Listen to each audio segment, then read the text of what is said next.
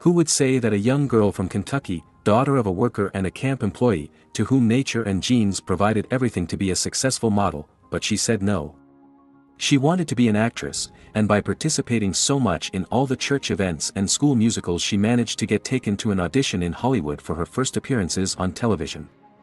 Who would have thought that even dropping out of school at the age of 14, she would become the highest paid actress of the last decade? This is the filmography of Jennifer Schrader Lawrence, and after watching her 26 films we are going to give a brief review and categorize them according to criticism, box office success and her level of performance. At 16 and 17 years old, she had minor participations in the series Monk, Medium and The Bill and Val Show.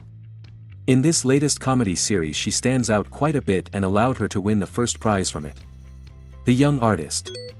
Her film debut came at the age of 18 in the film Garden Party, playing the role of a problematic and sensual young woman. For her, her first participation was very decent and luckily she doesn't appear on the cover of the film because she is quite mediocre. Despite being a low-budget film with a basic script, young Jennifer was going to get much better roles. I will place it in bad. That same year she participated in the film The Burning Plain, by director Guillermo Arriaga. Director who has stood out most as a screenwriter in films such as Babel or 21 Grams. The cast included figures such as Kim Basinger and Charlize Theron. The film has an unusual format but Jennifer's performance gives it freshness. It got good reviews and gained even more recognition. I will place it in bad. Her next participation was in The Poker House, again in a dramatic role. She plays a 14-year-old girl who must grow up with her two sisters in a context that is as cruel as it is real, since the script is based on the film's director, Lori Petty's own story. Here the cast is not renowned but shares the screen with a very young Chloe Grace Moretz. It is a shame that this installment was lost that year, overshadowed by great installments of the genre, because the film is very good and recommended. An inspiring story of improvement for women who suffer this type of life. Jennifer's performance is outstanding, and it is almost unfair that she was not even nominated that year for any recognition. I will place it in masterpiece. In 2010, her first major international success arrived. In the movie Winter's Bone, here Jennifer is the protagonist of this low-budget drama based on a novel, which tells the hard story of Ree Dolly, who must take care of her sister and her disabled mother. This story is set in the Ozark Plateau, a heavily wooded mountainous area of the United States. Although the story starts very slowly and tediously, the acting is notable, the circumstances and the script help to allow it to shine at the end of the film. To properly play her role, Jennifer learned to hunt small animals to give naturalness to the character. This is why it earned him his first nomination for the Oscars, the Golden Globes and the Actors Union. I will place it in excellent. Her next participation was in Like Crazy, a dramatic film based on long-distance relationships. Here she shares the screen with Anton Yelchin, who lost his life in 2016, at the age of 27, in a strange accident with his car, and Felicity Jones, recently known for her brilliant performance in The Theory of Everything. Being a low-budget film and auteur cinema, it went somewhat unnoticed. With only a few minutes on screen it has barely any participation, it is nothing more than a forgotten film. I will place it in bad. That same year he joined the cast of The Beaver, a film directed and starring Jodie Foster, where he shares the screen with the great Mel Gibson. The premise of the script is a comedy drama based on the life of the director of a toy company who develops a strange personality accompanied by a beaver. Jennifer's performance is overshadowed in this genre, in my opinion it does not suit her, relegated to the role of girlfriend of the protagonist's son. The film was an absolute failure, due to various circumstances that delayed its release. It barely raised $7 million of the $20 that it cost to shoot this film. I will place it in bad. We reach 2011 and her role arrives that begins to turn her into a commercial star. She is chosen to play Mystique in the prequel to the X-Men, First Class. Her performance received good reviews and great relevance on the scene. In addition, her role required hours of makeup and prosthetics to embody the character that earned her the respect of many of her castmates. I will place it in very good. To confirm her new commercial success, she agrees to star in the production of The Hunger Games, based on the novel of the same name written by Suzanne Collins. The film is set in a dystopian future and plays the role of Katniss Everdeen, a young skilled archer who must survive in a battle royal where 12 different communities participate. And last one standing, she will get a prize in resources for her people. The role required a lot of physical commitment, which he fulfilled with great dedication and received very positive reviews. The filming was an absolute success at the box office, making it the highest-grossing film with a female lead in history. $694 million, with only a budget of $78. For those who did not have the opportunity to see this underrated saga, it is highly recommended. The dramatic tone of the context is very well conveyed by Jennifer, and luckily the story only gets better with the next installments. I will place it in excellent. She next starred in the only horror film in her filmography, House at the End of the Street. A suspense and horror film that, due to the director's lack of experience, left it relegated to oblivion. The scene cuts, the shaking in the cameraman's shots and her sound effects make her look very amateurish. With a somewhat generic and basic script, it is a shame that Jennifer does not want to participate more in this genre that suits her very well in my opinion. With a budget of just $7 million and a gross of $47, it could be said that at least it was a success at the box office, but the critics were very negative and devastating. Perhaps that is why he decided to never accept this type of filming again. I will place it in bad. That same year, 2012, she stars alongside Bradley Cooper and Robert De Niro in the film Silver Linings Playbook, a dramatic film based on the bipolar personality disorder of a man who tries to win back his wife by going to therapy. At the box office it had a very acceptable success, since with a budget of $21 million it grossed $232. The well-achieved performance earned her the Oscar for Best Actress at only 22 years old, the second youngest in history, in the Golden Globes and the Actors Union. In addition to the nomination at the BAFTA, but she couldn't win it. It couldn't be said that it is not deserved, but she has had better performances in my opinion, and his partner Bradley Cooper did not receive any distinctions, only nominations. Being that he has more prominence and minutes on screen. I will place it in masterpiece. A year later he joined the filming of The Devil You Know, where he had a small, unremarkable participation. Her performance is based on acting as a sensual woman, which does not look bad at all on the beautiful Jennifer. A difficult film to find, forgotten due to its lack of commercialization, but for those who find it, it is an hour-and-a-half drama based on the life of an actress with a dark past that she tries to hide under all possible means. It has a respectable cast like Rosamund Pike and Lena Olin. I will place it in bad. That same year, the second part of The Hunger Games, Catching Fire, was released. Not disappointed at all and continuing the open ending of the first installment. They tell us the events that happened after winning the competition and creating a fictitious couple with PETA. Her participation was taken as inspiration for a growing rebellion, but she finds herself immersed in a bureaucracy that she cannot endure for long. And if surviving a game seemed impossible, now she will once again have to participate in an even more dangerous edition. The acting as always is outstanding, the setting improves compared to the first, and it presents us with a very solid story for a third part. At the box office it was a notable success, although critics and the Academy didn't like it too much since it barely had a nomination for Best Original Song that it couldn't even win. Perhaps overshadowed by large deliveries of that year. I will place it in masterpiece. If it were not enough to launch a mega-production that same year, she participates in the film American Hustle. With a notable cast such as Christian Bale, Bradley Cooper, Amy Adams and Jeremy Renner. This comedy drama tells the story of a scammer and his lover carrying out a scam supervised by an FBI agent. What would be a simple plan ends up getting out of hand in a very elaborate deception plan in which everyone gets involved. Harmed. Here Jennifer's performance is a little overshadowed by the great performances by the male cast, especially Christian Bale and Bradley Cooper. The film received 10 Oscar nominations, but lost all categories. Although he had better luck at the Golden Globes and the BAFTAs. She won the award for Best Supporting Actress in both. I will place it in masterpiece. Her next participation was in the second installment of the X-Men First Class saga. Days of the Future Past. Playing the same role, this film had positive reviews from the public, making it a box office success. The script is attractive, lots of action, top-notch cast and the best of the X-Men saga for many fans. Here Jennifer plays her role as always in an excellent way, coming to shine at the end of the film.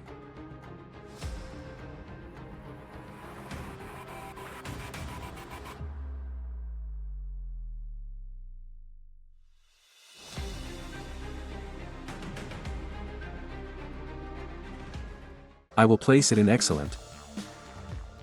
Same year, and she stars again with her partner and friend Bradley Cooper, Serena. Another of those forgotten films, a story based on a novel from the 1920s, which tells us the story of a couple who live the cruel reality of not being able to have children. A drama of just an hour and a half, well performed by top-level actors but never received any type of recognition, perhaps due to the direction of a Danish film director with little experience in that genre. Whose best works are found in films like Brothers and Bird Box. I will place it in good. Her following films were consecutively the closing of the Hunger Games saga. Mockingjay Part 1 and 2. There isn't much to add that hasn't been said. Jennifer's performance is outstanding in both installments. Here we already find her as the leader of the rebellion against the tyrant Snow in the world of Panem. She is not satisfied with just being the advertising image, now determined to participate in the battle. The ending leaves us speechless with an unexpected twist. Although they were a success at the box office by fans, many placed them below its predecessors, claiming that it became less crude and violent to reach a more childish audience. Although in my opinion it was a more than worthy closure to a highly recommended and underrated saga, both for the script, the setting, the effects, and the performances of the cast. My dear Miss Everdean. Our life ties were standing together with 13 districts. Turn your weapons to the capital. Turn your weapons. I will place it in excellent. The 2015 film Joy went a bit unnoticed and may be one of his best films based on real events. Here she plays a successful inventor and businesswoman, who had to endure a complicated life to achieve her goals. The cast seems copied from Silver Linings Playbook. Same director, same colleagues. An environment where she feels comfortable and can bring out her full level of acting in dramatic roles without leaving aside her charisma. Here she gets nominations for Best Actress at the Oscars and the Golden Globe, winning the latter statuette. Invention, and it's very serious. Joy's never run a business in her entire life. I will place it in good. In 2016, the latest installment of X-Men First Generation, Apocalypse, arrives. It was definitely the worst of the saga and a terrible way to close the trilogy. Again in her role as Mystique, now with less relevance and less makeup, she can do little to save the script. Perhaps the worst possible villain, and with errors in chronological continuity with her predecessors, the film was a failure at the box office and critically. Film remembered only for the excellent Quicksilver scene in slow motion.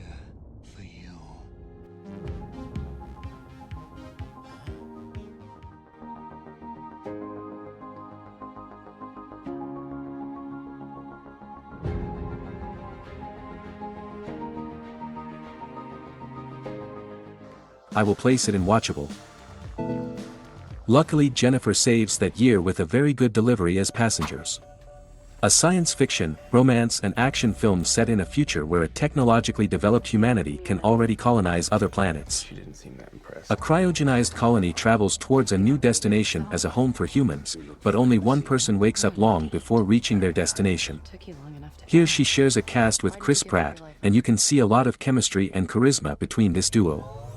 In my opinion, these characters fit Jennifer very well, just the right touch between an attractive woman but who can get involved with her physical abilities at the time of the action, similar to the Hunger Games. With a somewhat harsh review of the show and an austere box office reception, I think they do not do justice to a film that a certain part of the public did like, as some websites show. I will place it in good. Her next participation was in Mother. A film as different as it is captivating. A film very much in the style of director Darren Aronofsky, with whom she dated during the filming of the film for a little over a year. It is not a genre for all audiences. Here Jennifer develops a very good dramatic character. Together with Javier Bardem. Apparently a normal couple who are going to live in a dream house far from the city with details to repair, things so strange will begin to happen that they manage to convey exactly what the director intends. The discomfort. And for those who could not understand it completely, the director himself had to come out to explain the end of the script. You can get the interview on YouTube. I will place it in masterpiece. In 2018 she stars in Red Sparrow. A dancer who is forced to change her life and become a spy and double special agent for Russia. These types of roles should be repeated more in her filmography. A character where she can show off all of her talents, not only acting for dramatic scenes but also with action scenes that she performs very well. For those in doubt, the film's director, Francis Lawrence, is not related to Jennifer, who has very good contributions on his resume and was the director of the Hunger Games saga.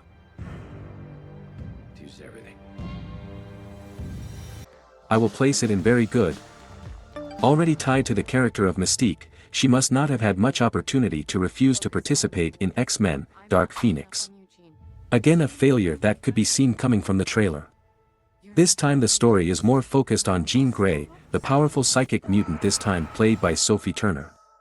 She is a recognized actress from the successful series The Games of Thrones that she did not live up to such an important role. Here Jennifer's participation is almost a cameo and she can do little to save the disaster of the film's plot script.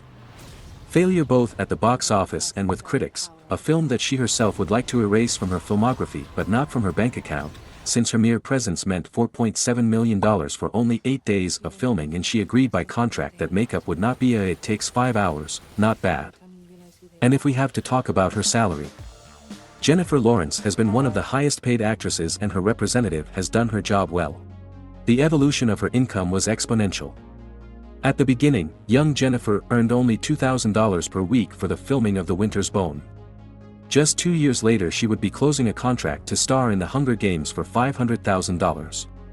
But due to the success, an improvement was negotiated for the following entries, charging $10 million and $30 million for the end of the saga. And to star in her next film alongside Leonardo DiCaprio she earned $25 million, undoubtedly a very successful career monetarily that places her with a fortune of $160 million at only 34 years old.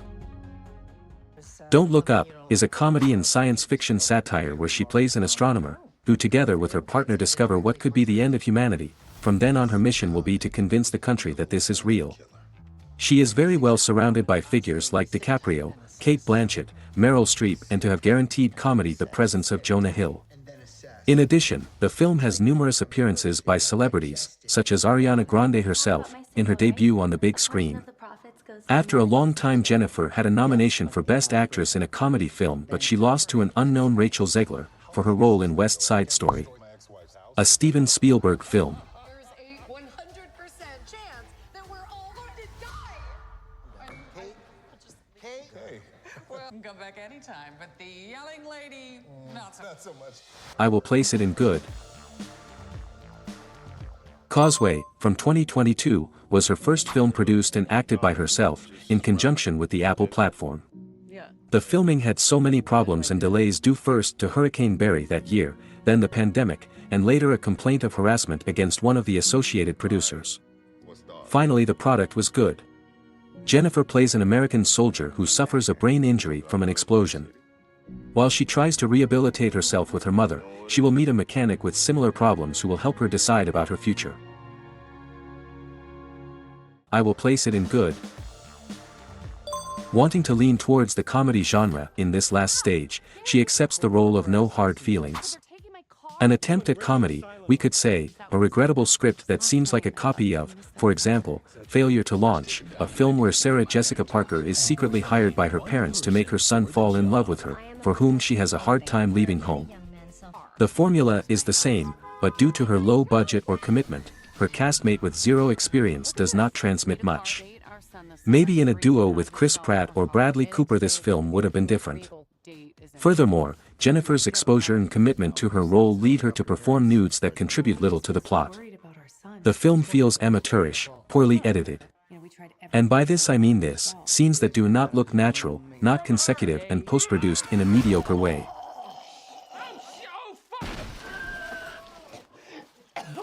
I will place it in bad. Well, this is all her filmography. In addition to her films, she has participated in numerous television programs, short films and documentaries, playing small roles or acting as herself. But without a doubt what keeps her most committed is her foundation against hunger and poverty with which she is associated with the United Nations organizations. If we can contribute something from her personal life, she has had her first child and is focused on her upbringing, which is why she is a little away from the cameras, but due to many bad attitudes with reporters and fans she has gone from being one of the most beloved and popular actresses to enter a controversial moment in their career where they describe her as hateful and manipulative, even doubting whether her falls in the awards were real or acted. I hope you enjoyed the video. We appreciate your like and subscription to support this type of content, and leave in the comments your favorite actor or actress of whom you would like to see a complete video dedicated to her filmography. Until next time. Oh my god! I'm sorry. Sorry, we just kissed on camera, and I liked it. Oh, you got a fan here. I love Jingle. Oh my god, thank you. I loved all your movies. Oh really? Do I look like a new girl, bro? I thought about it. And the Oscar goes to Jennifer Lawrence. Silver Linings Playbook. Golden Globe goes to Jennifer Lawrence, Silver Lining Playbook.